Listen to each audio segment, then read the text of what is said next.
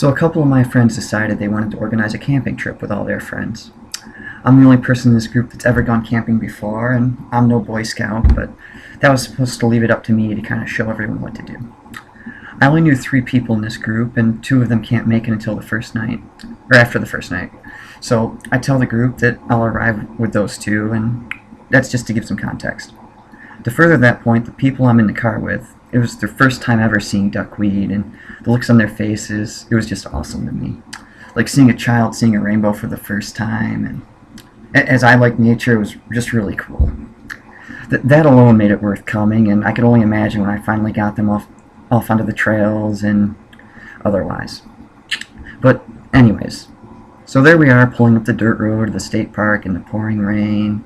Took an hour to get there, and to be honest, we were having a good time.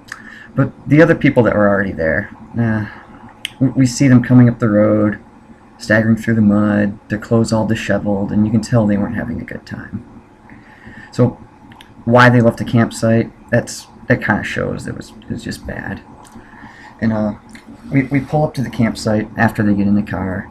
They show us where it is, and the first thing I notice is there's trash and food just everywhere, and it's pretty bad. And I never did find out why that was all left out, because I got distracted by the next thing I noticed.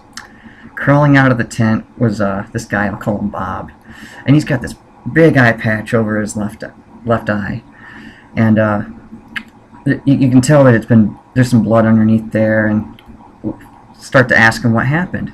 And this other guy that went with them, we'll call him Jim.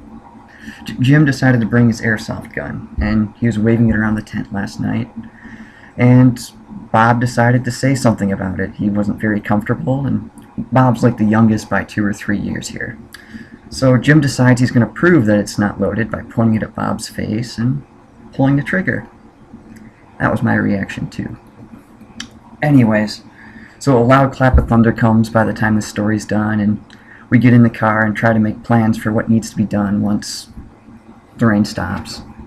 Everybody that was there before is going to take their time and try to salvage what they can. I made sure they clean up all the trash. They're going to try to dry their blankets out and take down the waterlogged tent, which was completely waterlogged because they decided it took about 2 hours for them to put up the tent, and they weren't going to put the rain cover on because they'd spent enough time doing it. The guy who had shot Bob in the face, well, he said it was to see the stars, but for some reason I don't believe that. Not with all the trees and clouds overhead. And then to make this experience even better, they decided that they'd had so much last night that we were going to go do Taco Bell instead of, using the firewood and all the food we brought.